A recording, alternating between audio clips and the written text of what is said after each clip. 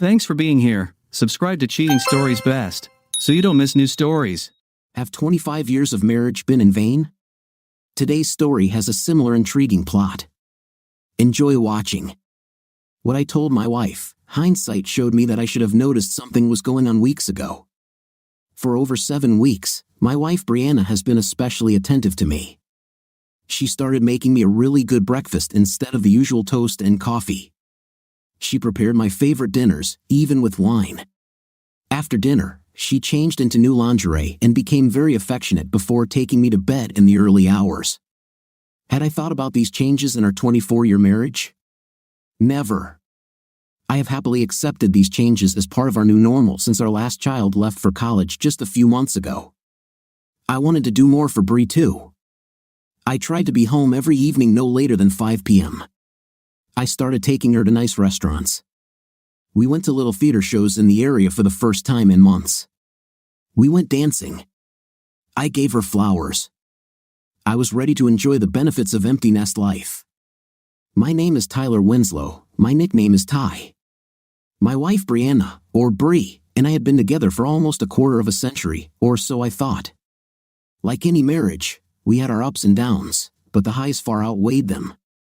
I was happy with life. I work for a large publishing house. Over the years, I have become proficient in all aspects of publishing, editing and reviewing submissions, meeting with authors, negotiating terms, collaborating with designers, developing schedules, budgeting marketing expenses, and handling film rights. I am very proud to present a new book and a new author to the public. Thus, after 20 years of broad experience, I became a senior director of the company. My wife Bri is an incredibly beautiful woman, almost 45 years old. We are both doing well thanks to good genes, an active lifestyle, and good nutrition. People often say that we are a beautiful couple. Since she returned to work after our youngest son started kindergarten, Bri has been working as a paralegal for the large law firm of Thomas Dixon and Harris. She became the manager of the paralegals and distributes the work that comes into her office among the subordinate paralegals. My life changed dramatically on Wednesday of last week. I arrived home as usual around 5 p.m. Bri was busy in the kitchen with dinner.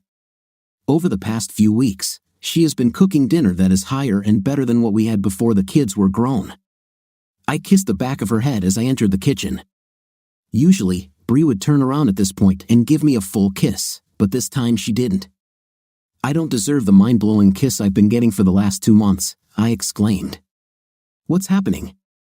"Nothing," she replied, "but I'm glad my husband is home," she said. Instead, she never looked away from her work on the countertop.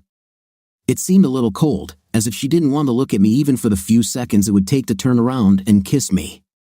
"Is there something wrong?" I asked. "You seem busy." "No, nothing, absolutely nothing," she replied. "Change, and when you come down, you'll have a glass of your favorite wine." Now it seemed she was trying to hurry me out of the kitchen rather than share a few moments of tenderness. I shrugged off the feeling that something was wrong and went upstairs to the bedroom. After hanging up my suit and tossing the shirt in the laundry basket, I changed into comfortable Dockers and a collarless sweatshirt. The dinner wasn't luxurious, but it looked like Bri had gone out of her way to make it especially enjoyable. She had been doing this for months. Dinner consisted of a salad of chopped lettuce and tomato followed by the main course, roast pork on a bed of riced cauliflower. As we clinked glasses of wine, Bri said, "You know I love you, don't you?"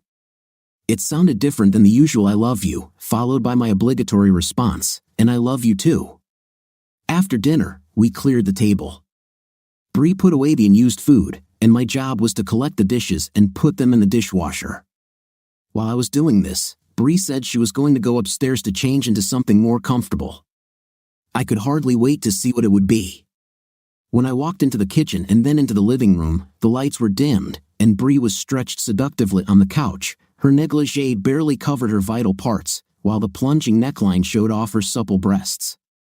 I didn't waste any time and knelt down by the sofa to kiss her. It was an exotic kiss. From there, I kissed her bare shoulders and pulled off what little clothing she had from her chest to her navel. She had beautiful breasts. This was her best feature. "You love me, don't you, Ty? You'll always love me, won't you?" No matter what. Of course I will, I replied. I stood up and undressed as quickly as possible, then lay down on the sofa next to her. I wasn't going to waste time carrying her upstairs. The time for foreplay was over. I couldn't wait to make love to her, and she couldn't wait any longer either. Half an hour later, we snuggled together on the sofa. I noticed that she was especially passionate that evening, and in fact, her love was delightful. For several weeks, I'm glad we got back some of the passion we'd lost over the years, I said, kissing her neck and throat lightly. Our conversation moved from how good she looked despite approaching 45 to how toned her body was for her age. You could easily be mistaken for 30 or 35, I said. Bree complimented me by running her hand over my abs and said she was also glad I took such good care of my body. I was half awake when Bree said, "Honey, I need to talk to you about something." "About anything," I answered lazily. "First of all," she began, "you know how much I love you, don't you?" "Yes, and I love you just as much," I replied. "Darling," she said it so quietly that I could barely hear her. "This Friday, I made an appointment for the night with a man from my office." Her announcement took a few seconds to sink in. When this happened, I stood up and looked straight into her eyes, saying, "What are you doing?" She tried to lower my head back to her chest where I had been resting, but I resisted. "What are you doing?" I repeated. "It won't affect our feelings for each other. I will still love you, and you will still love me." "Are you kidding? Is this some kind of joke?" I asked her. "No, Ty, it's not a joke. I have a date on Saturday with a man, a lawyer from my office. We're going to have dinner and dancing, and then go to his hotel room. I'll stay with him for the night. I'll go back home somewhere late Sunday morning. In other words, you're going to spend all Saturday night and Sunday morning having with some, right? Please don't use those terms, they're so rude. He's a very nice person. I really like him." I was now fully awake and listening carefully to what was being said. I started getting dressed to show that our intimate time together was over. It was obvious to Bree that I was not happy. "Please, Ty, don't be like that. I still only love you, and you still love me. It will only be one time, and then it will all be over. In a week, we will be the same as we are now, and you will forget about everything." "I don't think so, Bree," I snorted. "Who is this Prince Charming?" "Bree, why now that we're doing so well do you want to completely ruin our marriage?" Bree, who was now putting on her satin robe, said, "I don't want to tell you his name because it's not important for you to know, and I don't want you to try to get back at him. Plus, he's bigger than you and most likely could hurt you in a fight." Now with my rage at my side and a baseball bat in my hands, I countered. And Bree continued, "It'll only be this one time because he's leaving Sunday night for his day job in New York and won't be coming back. He better leave town," I told her. "Otherwise, the next time he walks into court, he'll be on crutches." Beyond my initial reaction to Bree's announcement, which was rage, I began to feel a sense of loss. Bree and I have been together for over 20 years. She's been my only lover since we took each other's virginities in our final year of school. I have been tempted but never touched another woman. "So, how long has this case been going on?" I asked. "It's not a fling, we barely touched each other." "What do you mean, barely touched?" I wanted to know. "Does it mean holding hands, hugging, kissing? Does this include stroking?" Bree didn't answer my questions, which led me to believe it had reached the stroking stage. Otherwise, she would have admitted to less intimate types of caresses. He was referred to us about 6 months ago from a prestigious law firm in New York to work on a particularly complex tax case. Due to its complexity, I and several other paralegals did a lot of research. In addition, I worked closely with him in developing charts and graphs that we are going to use in court. Over time, we became very close. 2 months ago, he told me that he had strong feelings for me and wanted to sleep with me. I wasn't about to sneak off to some cheap motel for stay late at work to do it on a desk somewhere in the office. Our relationship was special and too valuable for this type of cheap connection. We wanted a special night that would be just for us. He asked me if I could come up with an excuse to get away for the weekend, or at least for one night. I told him I doubted I could come up with an excuse that would cover such a long period of time. Besides, I said, I really don't want to lie to my husband. He asked me if my husband would be willing or could be persuaded to allow us to be together for a day, a night, or a weekend. I told him that I know how deeply you love me, but I didn't know if you would divorce me because of a one-time date. I didn't think so, especially if you knew that it was just a one-time episode and would never happen again.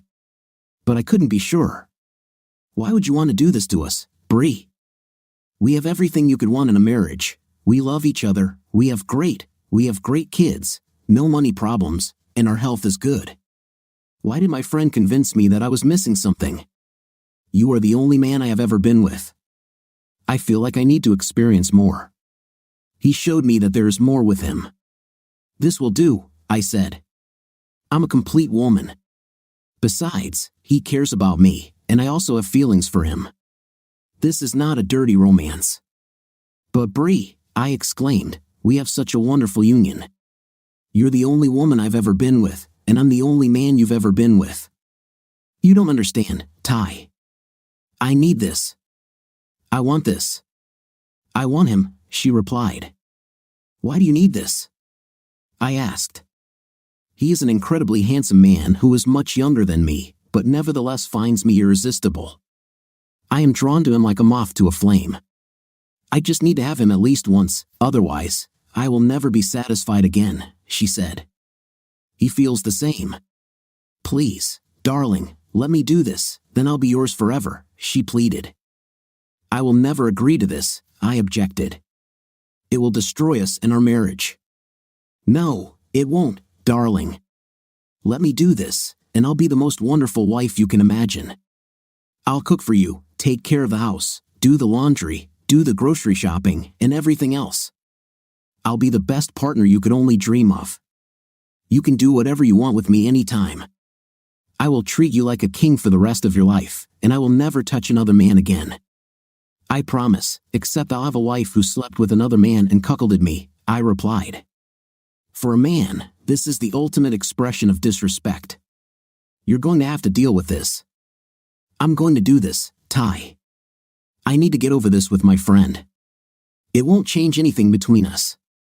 I'll still love you, and you'll still love me, she said. So that's why you've been so attentive and affectionate to me for the last 2 months.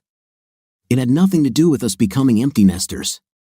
You thought that if you courted me, I'd be less inclined to lose you over a one-time date and more likely to agree to your date. That's not going to happen, I said. Bree remained adamant in the face of all my arguments and protests.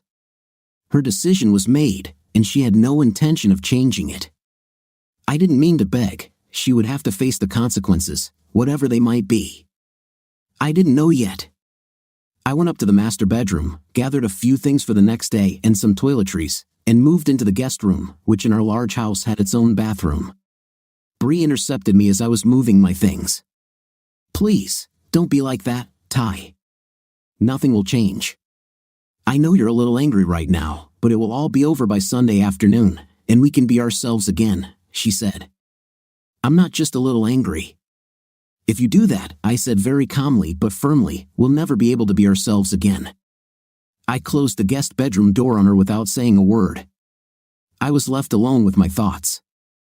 I considered all the standard obvious alternatives, divorce, moving, evicting Bree, which was my favorite, physically preventing her from dating, calling her parents, calling our kids, and more. But I couldn't divorce her. Despite her temporary mental confusion, I still loved her to pieces. I rejected my other obvious options. I had no intention of leaving my own home. Besides, no matter what happens, Bree will try to improve. So physically, I will have a maid and slave for the rest of my life. I wasn't going to call my family and spill the beans because I wanted to keep this argument just between us. She might decide to call off her affair if her family dissuaded her, but that would mean it would be due to outside influences. Plus, it might make her want to hide a future date. If she decided against with Prince Charming, she would have to make that decision herself based on the merits of our marriage. It was Thursday evening. No doubt Bree waited until almost the last moment to announce her date. This limited the time she had to spend dealing with an angry husband and limited the time I had to convince her that her date was a bad idea. Lack of time also limited my ability to prevent her from dating. My mind didn't work like a machine. I was scared that I was losing my wife. She said she has feelings for this guy. Perhaps now that the children have left home, she might consider leaving me for him. It would completely break my heart. After she sleeps with him, she might prefer it to or she might be interested in kinky with other men in the future. And I had been having for 25 years, and there weren't many surprises in bed anymore. However, I found our intimacy comfortable and enjoyable. Even after 25 years, her body still turned me on. I was excited by the thought of her in a negligee or a tight figure-hugging black dress or just a towel. Then I thought, maybe I could interfere with her plans. Perhaps somehow I could prevent her date from happening at all. Prince Charming will be gone before a backup date can be arranged, and I'll have time with my wife to make it clear to her that she's taking a risk and to extract some harmless retribution to prevent her from ever thinking about something like that again. Before I fell asleep late Thursday night, I came up with a plan. It seems like I couldn't talk Bree out of hooking up with Prince Charming, but maybe her employer could. I knew that Thomas Dixon and Harris had a policy against fraternization of employees. If Bree's relationship is mentioned to one of their partners, perhaps they will talk to Bree and discuss how her work might be affected by being involved with an associate partner. I was the first one up the next morning. Although I usually made coffee for Bree before I left for work, I didn't do that this time. She said good morning, but I didn't return her greeting. "Don't do this," was all I said, and soon after, I left the house without the usual goodbye kiss. I'm sure she noticed the coldness of my actions. My plan, if you can call it that, was to talk to the managing partner, William Thomas. I had met him several times over the years at various social events at his law firm. He seemed like a nice guy, communicated easily, and was relaxed. Despite the personal nature of the question, I wanted to let him know what was going on between me and Bree and the unknown New Yorker in his office. Perhaps he could talk to her about the consequences of her date. The next night, I was not a lawyer, but I thought that Thomas Dixon and Harris would not want to open their firm to a possible harassment claim from my wife if she became angry with the company for any reason. Mid-morning on Friday, I drove downtown to the Thomas Dixon and Harris office building. I took the elevator to the top floor where the three partners had their offices and large meeting rooms for their most important clients. The outside office was a large open space with one desk in the middle. To the right was a sitting area or waiting room with plush soft chairs, a sofa, and a coffee table. To the left was a fully equipped bar built into the closets. Modern, tasteful, and expensive paintings adorned the walls.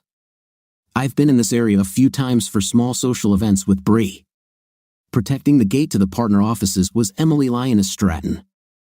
I knew Emily too through several parties in the area and other social events over the years. We were friends. Emily was probably the nicest person at the law firm. She always had a smile on her face and a happy mood. Emily was about 55 years old, but her age did not detract from her beauty. Her face was rather ordinary, or at least not the beauty of a movie actress. However, I thought she was a beautiful person. She was about 5 feet 4 inches tall in her bare feet. Her body, on the other hand, was something to behold. She never wore clothes that emphasized her feminine assets. Rather, she always wore a jacket with matching trousers or a skirt. If it was a skirt, it was usually ankle-length with a slit that went only to the knee. This was enough to see that she had beautiful calves. Sometimes I saw Emily without a jacket. If she wasn't wearing a loose blouse, it was a loose sweater. She never showed any cleavage, but it was easy to see that she had very nice breasts, probably a D cup at least. Her golden hair was always pulled back into a formal bun, and she wore glasses. Emily recognized me as soon as I walked through the heavy carved glass doors. She smiled and stood up to walk over to me and give me a brief hug. Even though I was in a sullen, gloomy mood, it was impossible not to smile back at her. "God, Ty, I haven't seen you in a long time. Did you come here just to see me?" she asked. "I need to talk to Mr. Thomas." "It's important and personal," I said. "I just need a few minutes of his time." She could read the seriousness of my request on my face. "It has to do with your wife, doesn't it?" Emily asked shrewdly. I liked Emily and didn't want to burden her with my marriage problems. "Maybe," was all I said, putting on her glasses. Emily began looking at her partner's daily schedule of activities. "Mr. Thomas is just finishing up a meeting. He has about 30 minutes before he goes out to meet important clients for lunch.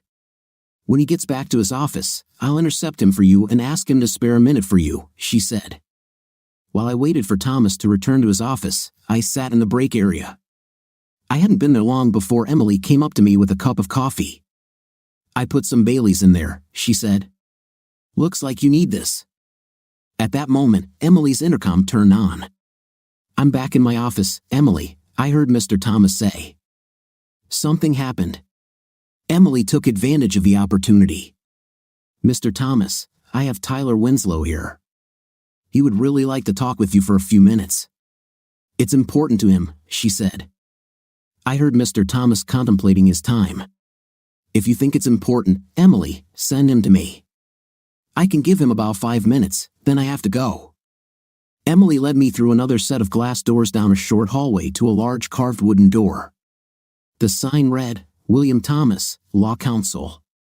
She opened the door, beckoned me to come in, and then closed the door. I found myself in a spacious office. Mr. Thomas stood at a large table at one end of the room. There were several chairs in front of the table. At the other end of the office, there was a sitting area with an armchair, sofa, and coffee table. Mr. Thomas's degrees were displayed on the walls. Mr. Thomas walked around his desk and approached me. He extended his hand to shake mine.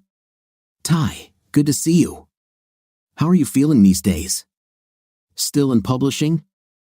I'm fine, I answered without much enthusiasm. Well, Ty, Emily thinks it's important that you talk to me. If it's important to Emily, it's important to me. What's on your mind? Suddenly, I had doubts about what I wanted to talk about with Mr. Thomas, but I started putting out what I thought I wanted to tell him. I'm sorry I'm talking to you, Mr. Thomas, and now I feel ashamed about it. What's going on in your life, Ty? He said, apparently sincerely interested in my problem. The point is, Mr. Thomas, that my wife, Bree, has informed me that she intends to sleep with one of your associates this Saturday. She is insisting on her date night, and I cannot dissuade her. Mr. Thomas was a very astute lawyer. And you want me to intervene somehow to stop this? Perhaps talk to Bree or one of the associated partners, right? That was my original goal when I walked into your office, Mr. Thomas, but I've changed my mind. This is my problem, and I must solve it myself without burdening anyone else. I'm sure you're aware that we have a policy against fraternization between employees, especially when they work in the same department and one has power over the other. This could open us up to a possible lawsuit if and when their relationship turns negative. Bree is our top paralegal. She's been here a long time and has been exposed to many overheated lawyers. I hired these lawyers because they had outstanding qualifications in their areas of expertise, and I hired them because they were persistent in achieving my goals.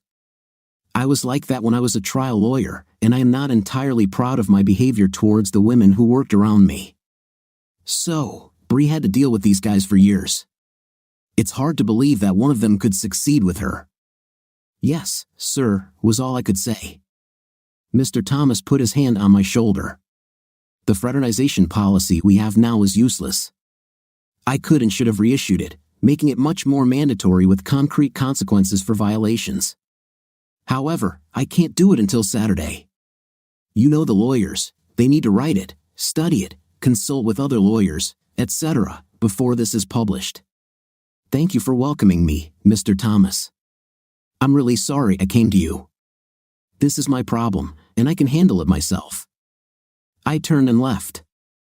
I returned to the reception area where Emily was waiting for me. How did everything go? She asked. I shouldn't have brought this problem to Mr. Thomas. I feel stupid, I replied. Then I asked her if I could just relax for a few minutes in the lounge area. Of course, you can. I'll get you another coffee with extra or something stronger if you want, she said. I sat down in one of the plush chairs to think. I felt like I was out of ideas.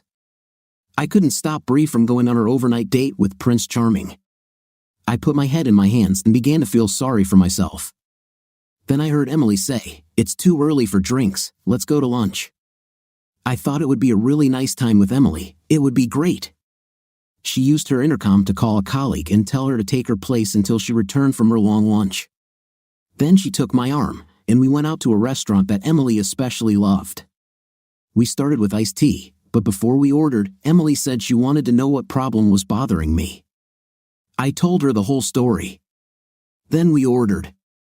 We chatted for a bit while I picked at my Caesar salad, and Emily enjoyed her soup and half a sandwich. After the meal, we ordered coffee. We were both silent until Emily said something unexpected. "Did you know that my late husband was a fighter jet? I knew you were a widow and that your husband died a long time ago, but I didn't know that he was a fighter pilot." "Yes, he was a fighter pilot. I married him a week after he graduated from the Air Force Academy. He spent a year in pilot training before he was assigned to the A-10. He spent 6 months in A-10 training, and we were then sent to our first permanent base, Davis-Monthan Air Force Base near Tucson. I knew that the A-10 was an attack aircraft that the Air Force acquired to support the Army on the ground.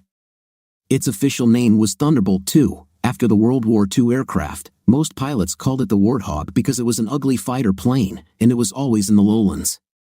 Joe was killed 6 years later during a dogfight training mission. An inexperienced wingman accidentally collided with his plane. During those 6 years, Joe was deployed to the Middle East twice.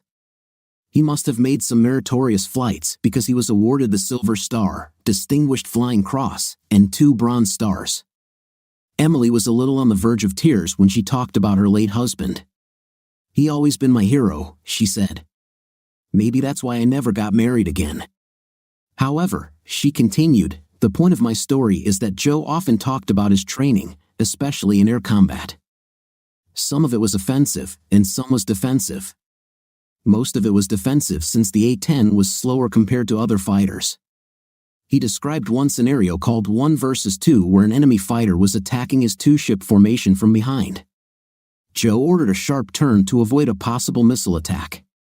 If Joe's element remained in the formation, the enemy fighter treated him as a single target and destroyed both Joe and his wingman in one pass. So, the fighters did what Joe described as defensive separation.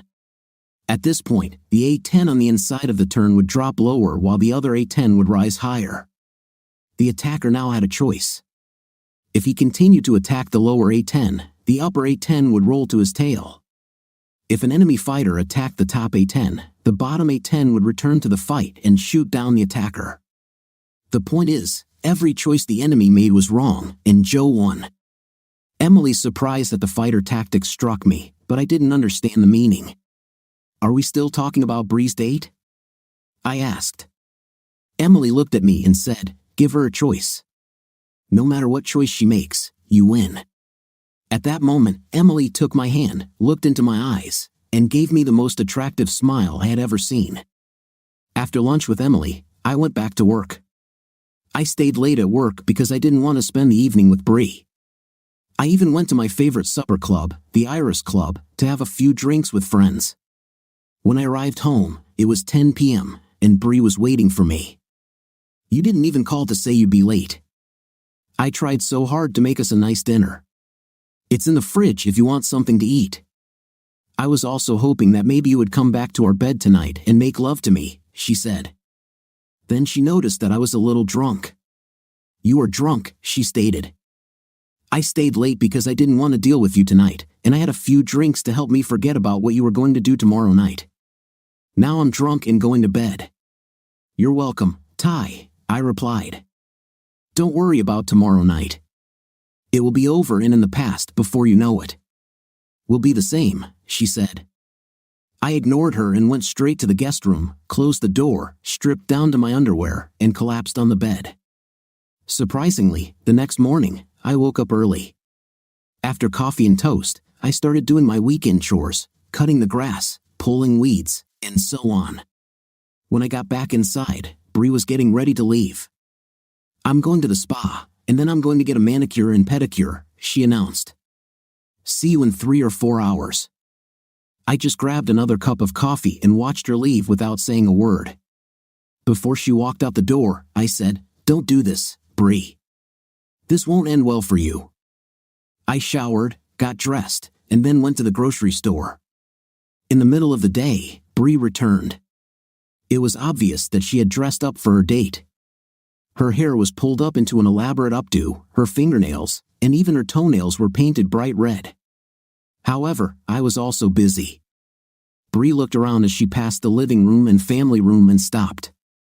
She called me into the kitchen. "Ty, why is the rug rolled up and the coffee table pushed against the wall?" I looked out of the kitchen and said, "I made room for the dance floor. I also moved the large sofa in the living room to the fireplace." "Why are you doing it?" asked Bree. "I'm doing this for you," I replied.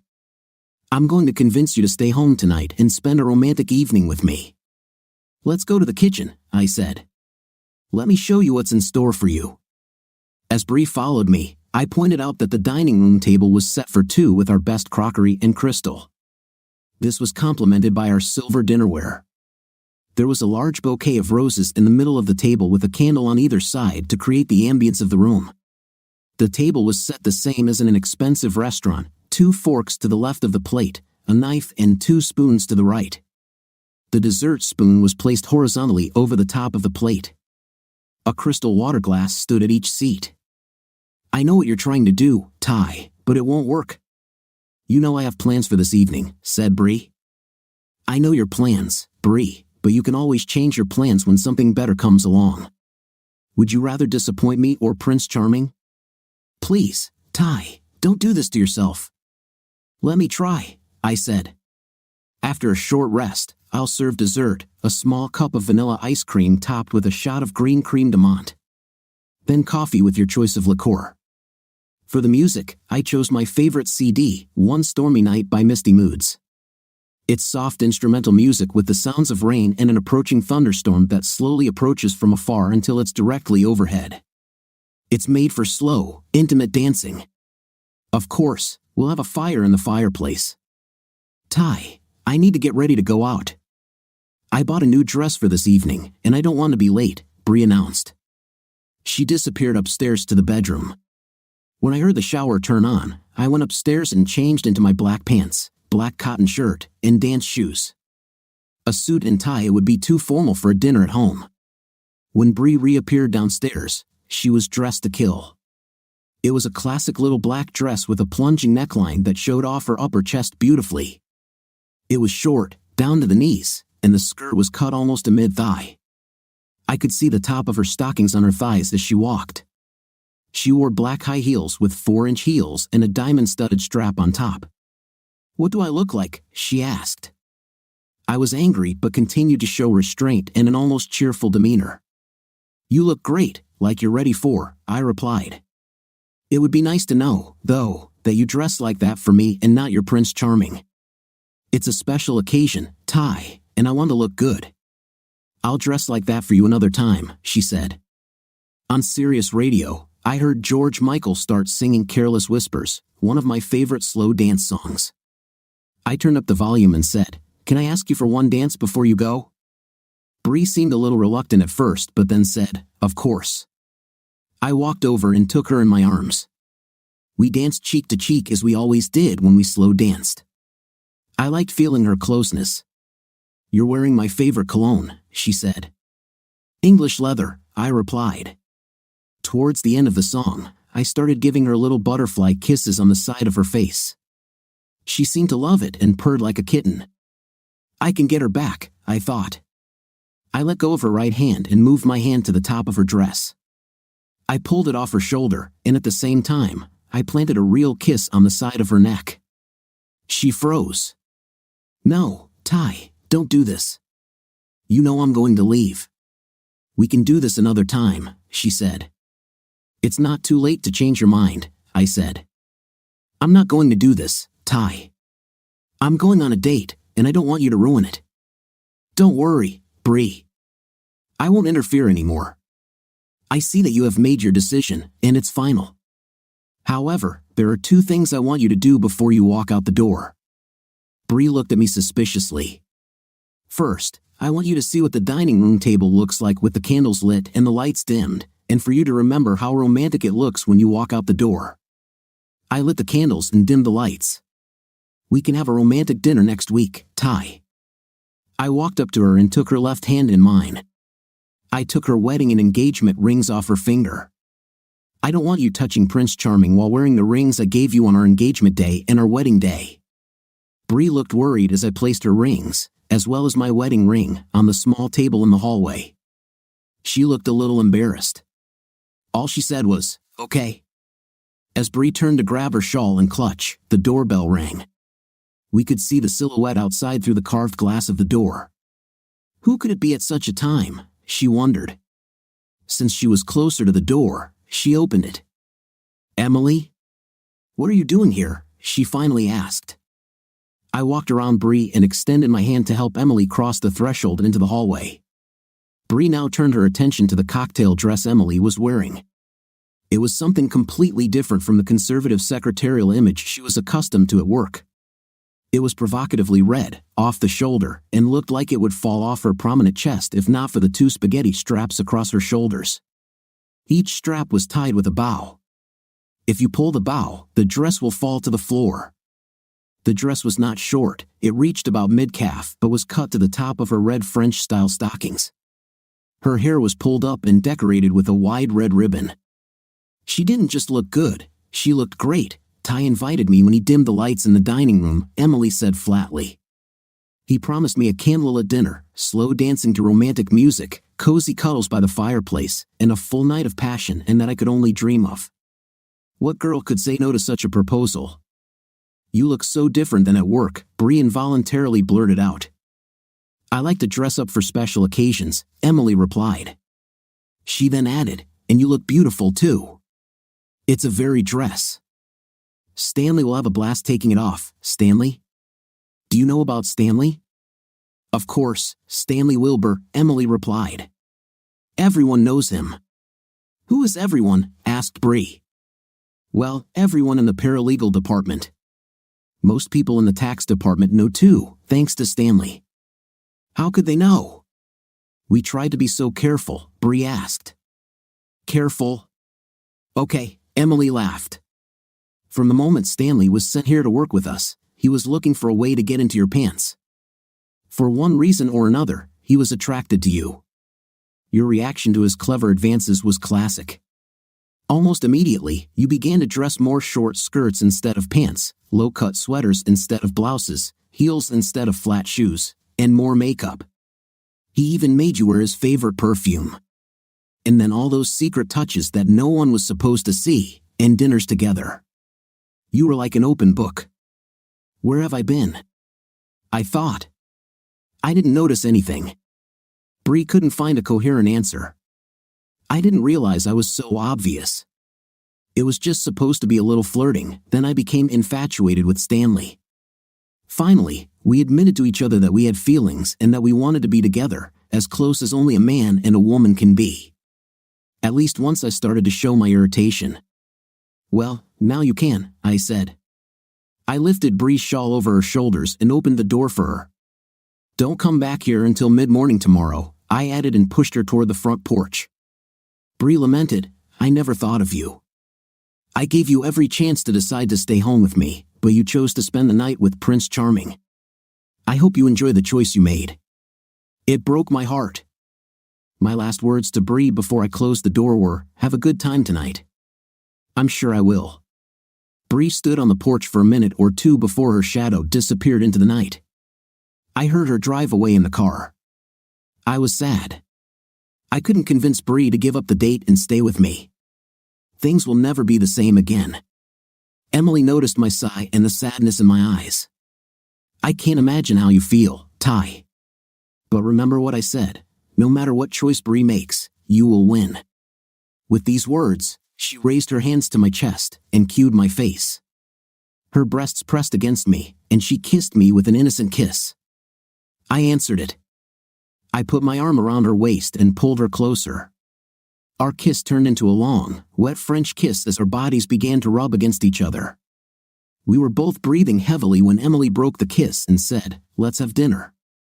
I told her that dinner wasn't quite ready yet, but she could help me if she wanted.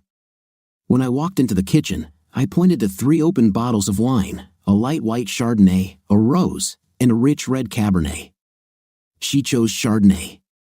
After I poured her wine and she tasted it, I put an apron on her and standing behind her, tied it.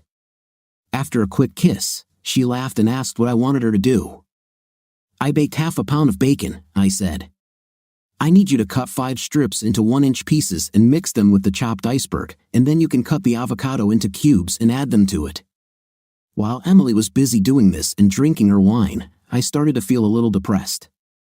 I was standing next to the most beautiful woman in the world, and suddenly I felt like I didn't know enough about to satisfy her. Compared to me, who had only made love to one woman my entire life, she must have been very experienced with a variety of lovers over the years. I walked up behind her and put my hands on her waist. I've never made love to anyone but Bree, I said. It makes me a little worried that I won't be as good as the men you've been with. Before Emily leaned back against me. I'm not worried, Ty. Just do to me what you would do to Bree, and we'll see where it takes us. If I want something different, I'll tell you. Likewise, if you want something from me, I'll do it. Whatever it is. By the way, Emily added, I love foreplay. I kissed the back of her head. Thank you. Have you ever been a cheerleader? You inspire confidence in a man. Thank you, she replied. The salad is ready. She took the bowl of salad to the dining room. I supported her as she sat down and took my place at the head of the table. Before we started dinner, I refilled our wine, and we made a toast. Here's to an unforgettable night together, she said. I can't improve on that idea, I replied. Dinner went smoothly, even though I had to get up as we finished one course and started another. Emily admired the overall meal and said it was a feast anywhere in the world. When I finished my ice cream, I told Emily to relax in the family room while I cleared the table. Once the dining room looked immaculate again, I joined her. Emily listened to the storm approaching and the music from the stereo and swayed to the beat. When I approached her, she got into a dance pose with me, and we enjoyed the soft music together. This is so romantic, Ty. I'm having such a good time, she said. Me too, I replied. You should know that I haven't been with a man in a long time, and I haven't been with many men. However, the men I've been with, I really liked. I really like you, Ty. That's good to know, I said, as we slowly swayed to the music. If at any point tonight, I say I love you, don't be mad at me. I'll mean it. As long as we're together and when we part, I want us to remain best friends. It didn't take long before we stopped dancing and rather just hugged each other. My arms were around her waist, and hers were around my neck, stroking the hair at the back of my neck. We pressed close to each other. I felt her breasts, her thighs, and her legs at the same time. I'm sure she felt me too. I stepped back enough to kiss her neck and throat. Emily leaned her head back inside. I started to get carried away when Emily stopped me from kissing her any further and stepped back. Give me a few minutes to change into something more comfortable, and then we can sit on the couch by the fireplace and get cozy. You can change too if you want. I took a few minutes to undress. I put on my black silk pajama pants and a matching black silk t-shirt. I poured myself a cup of coffee and added some Bailey's Irish cream, then sat down on the sofa to wait for Emily. A few minutes later, I heard her behind me. Before I could move, she wrapped her arms around the back of the couch and under my t-shirt and kissed my neck. I rolled onto my back to see her. She stood behind the sofa wearing a black satin robe that was open in front.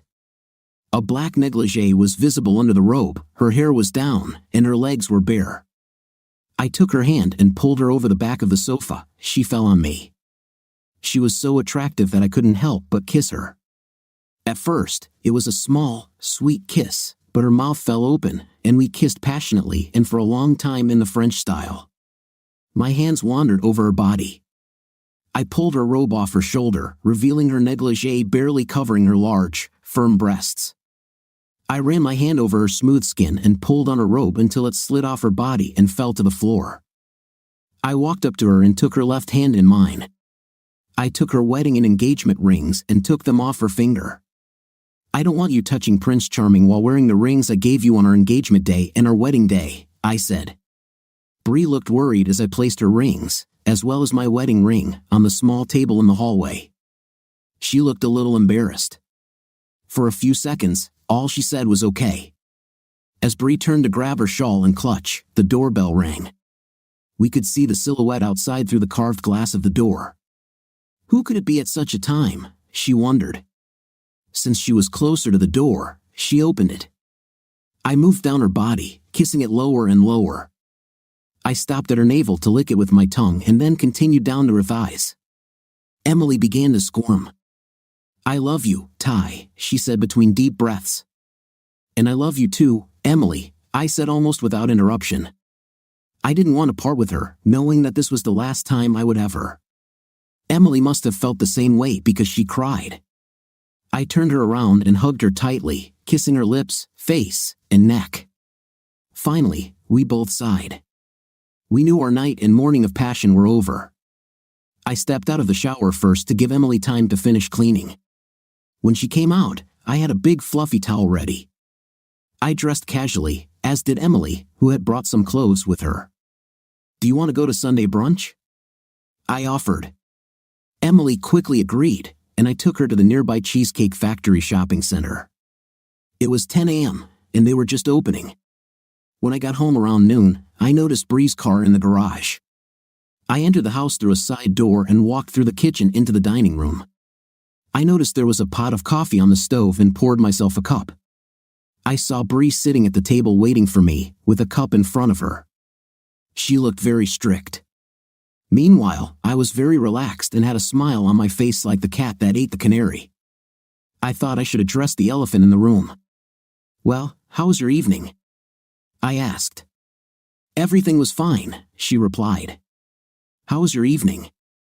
I felt like I had to be honest. It was the most exciting night of passion I have ever spent with a woman.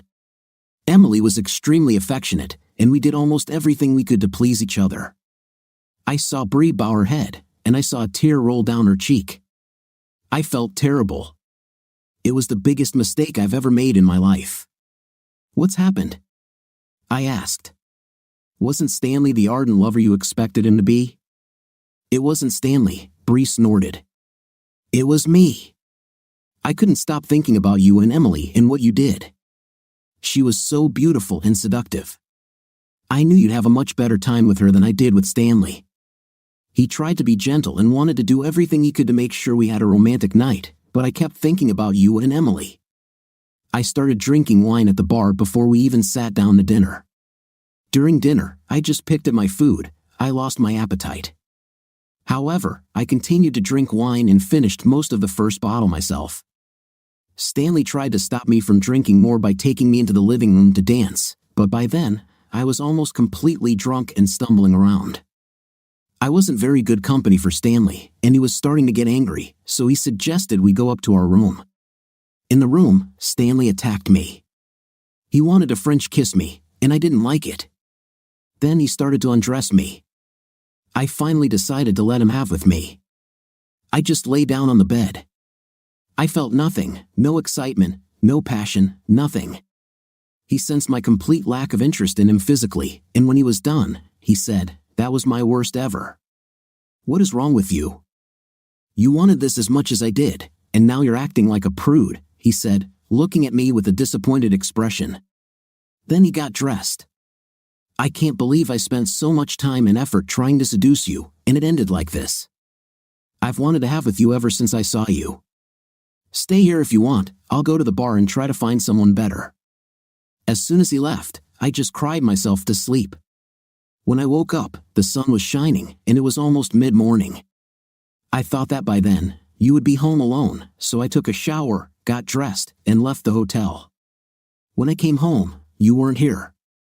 Emily and I went to brunch, and she went home from there. Since I had such a great time last night, I continued, I'm a little sorry that your evening was such a disappointment, but not that bad. I'm so sorry, Ty, that I ever got involved with Stanley. Now I understand that he just wanted to have with me, he didn't care about me in the slightest. Well, maybe you'll have better luck next time, I complained sarcastically. No, Ty, I will never do this again, never. I want to go back to how it was when we were exclusive. I want to be monogamous again. I want to put this incident behind me and be happy together, just you and me forever. I promised you that if you don't interfere with my date, I will become the best wife in the world. I meant it, and I'm going to spend the rest of my life proving it. Not so fast, Bree, I said. You've spent the last 6 months in an emotional relationship with Prince Charming, and the last 2 months planning ways the two of you could entertain each other. And now, since it didn't work out for you, you want to go back to the way we were before. It won't happen. I'm not sure I want to be married to you. You hurt me more than I can express. You betrayed our marriage, you humiliated me and wanted to turn me into a cuckold. Then you wanted me to just get over it and accept your wrongdoings as if nothing had happened. That won't work.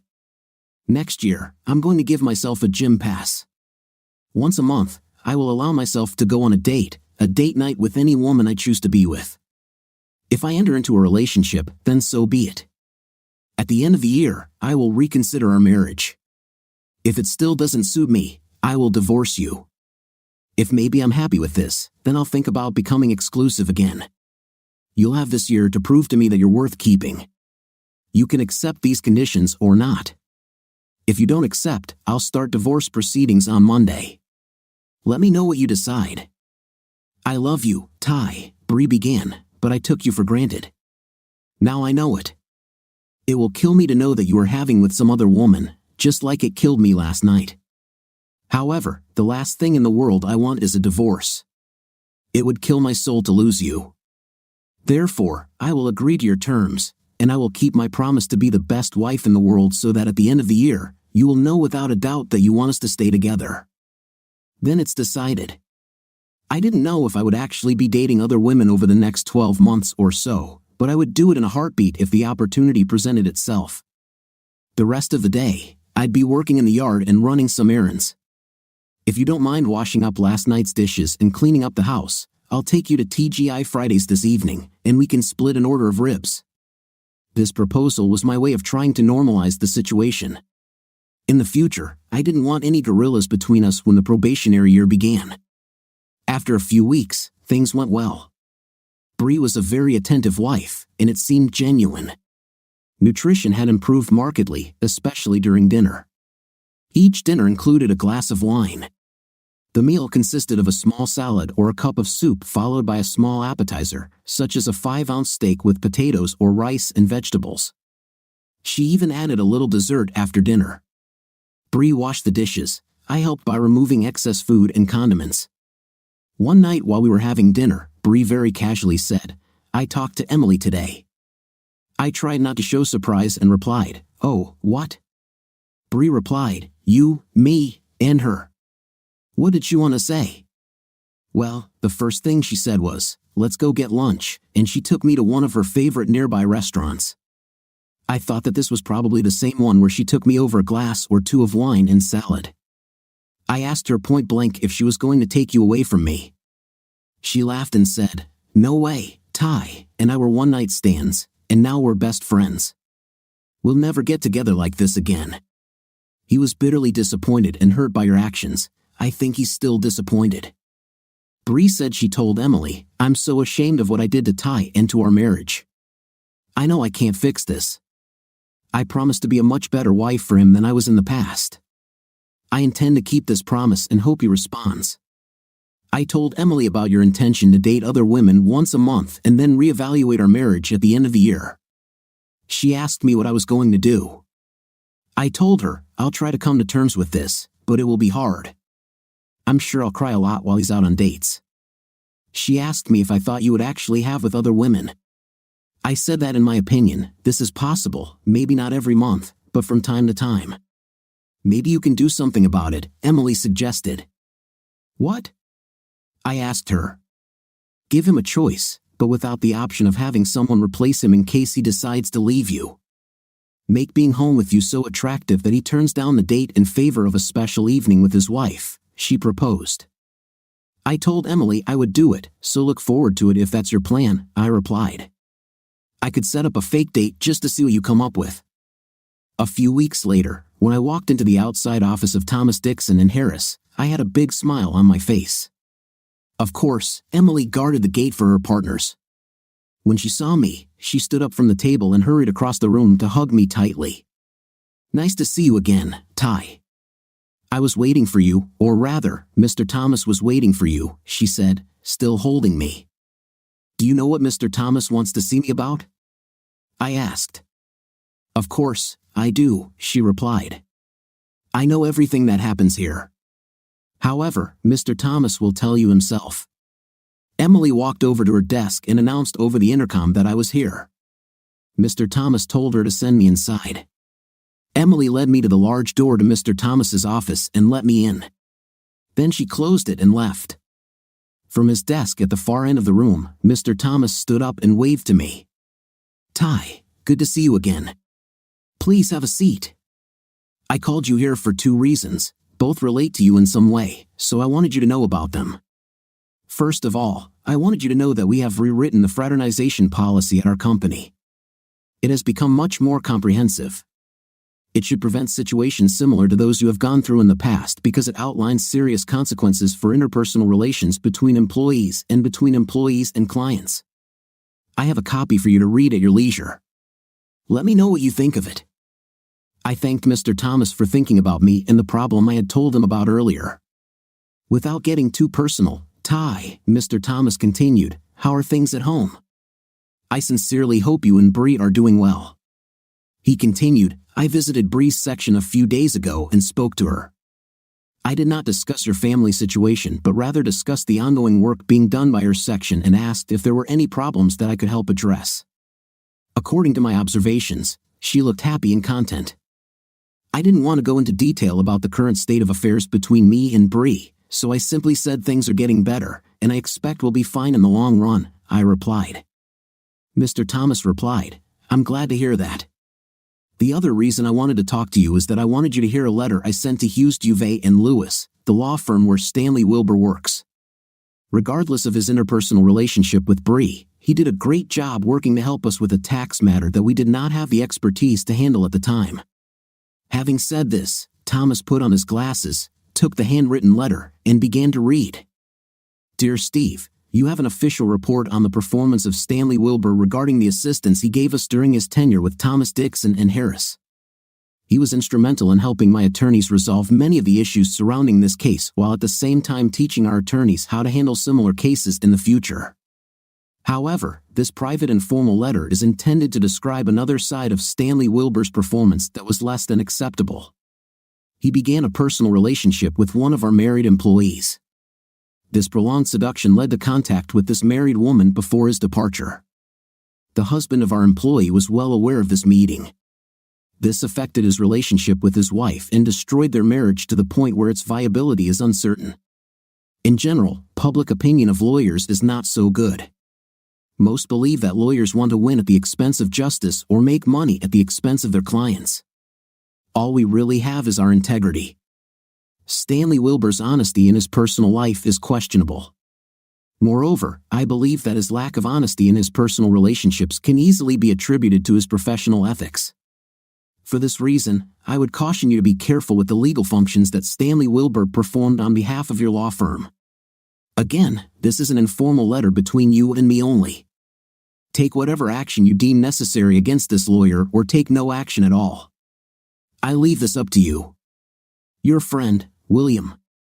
Mr. Thomas put the letter aside and said, this letter does not do full justice to what Stanley did to you and Bree, but it will not help him advance in his firm, at least not as quickly as he might expect. This is what I can do for you, Ty. I hope you're somewhat satisfied that Stanley didn't get away with what he did without consequences. I thanked Mr. Thomas for what he had done on my behalf and left his office. I was deep in thought when I realized Emily was standing next to me, trying to scrutinize my expression. Fine, she said. I'm quite happy with how it all worked out and how it's shaping up. I owe you a lot for being my friend through all of this. Thank you, I continued. Don't forget, Ty, she said, hugging me and holding me close. I learned a lot from this too. I really loved you while we were together. And I loved you too, I replied. Subscribe to our channel so that your second chaff doesn't cheat on you, and go ahead and listen to the next story because this story is nothing compared to the next one. If you're under 18, don't even think about listening to the next one. How do you like the story? I think the story is exciting with an interesting plot twist.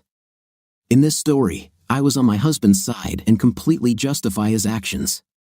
What is your opinion? Write in the comments. Until next